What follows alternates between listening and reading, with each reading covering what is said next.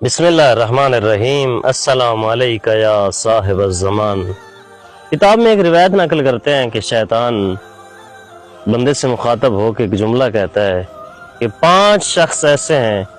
جن کو میں کسی انداز میں بھی اپنے چنگل میں نہیں پھنسا سکتا، باقی تمام لوگوں کو مختلف انداز میں اپنی جال میں پھنسا سکتا ہوں، لیکن یہ 5 لوگ میرے چنگال سے، میری جال سے ماورا ہیں۔ ان میں سے پہلا بندہ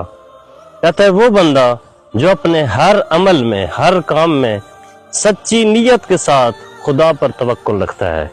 ہر کام انجام دیتا ہے لیکن خدا کی مرضی کے ساتھ،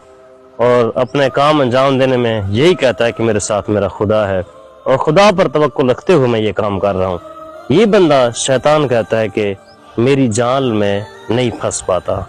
دوسرا وہ بندہ شیطان کہتا ہے دوسرا بندہ جو میری جال میں نہیں پھنس رہا، جو رات دن خدا کی تسبیح کرتا ہے، جو رات دن نہیں دیکھتا کون سا وقت ہے کون سا ٹائم ہے، وہ خدا کے ساتھ جڑا رہتا ہے۔ تسبیح سے مراد یقیناً یعنی ہر وقت وہ خدا کے ساتھ رابطے میں ہے، وہ عبادت الہی انجام دے رہا ہے، یعنی ہر وہ کام جو کر رہا ہے وہ خدا کے حکم کے مطابق انجام دے رہا ہے، اور یہی اس کی عبادت ہوگی۔ امام صادق علیہ السلام ارشاد فرما رہے ہیں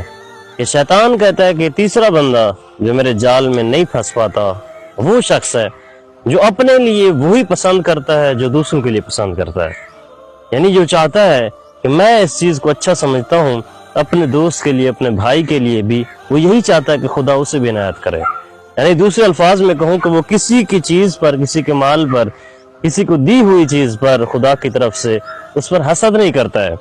بلکہ کہتا ہے خدا نے اسے دی ہے تو مجھے بھی دے گا، مجھے دی ہے تو خدا اسے بھی عطا کرے۔ جو بھی چیز اس دنیا میں اپنے لیے پسند کرتا ہے وہ دوسرے کے لیے بھی پسند کرتا ہے۔ چوتھا شخص جس کو شیطان اپنے جال میں نہیں پھنسا پاتا، وہ جب مصیبت آتی ہے، شیطان کہتا ہے وہ بندہ جب اس پر مصیبت آتی ہے تو وہ جزا و فضا نہیں کرتا، وہ چیخ و پکار نہیں کرتا، وہ دھاڑ پٹار نہیں کرتا، وہ صبر کرتا ہے، وہ تحمل کرتا ہے۔ محترم ناظرین، آخری اور 5واں بندہ جو خدا کی رضا پہ راضی رہتا ہے، وہ جس حالت میں ہوتا ہے وہ خدا کا شکر ادا کرتا ہے اور خدا کے حکم پر لبیک کہتے ہوئے ہمیشہ راضی رہتا ہے۔ وہ جس حالت میں، غربت میں ہو، فاقوں میں ہو، وہ مصیبت میں ہو، وہ خدا کی رضا پر راضی ہوتا ہے۔ کبھی بھی وہ رزق کی وجہ سے خدا پر ناراض نہیں ہوتا، وہ شکایات نہیں کرتا، بلکہ وہ خدا کے سامنے ہر وقت اس کی رضا پر راضی رہتا ہے۔ پروردگار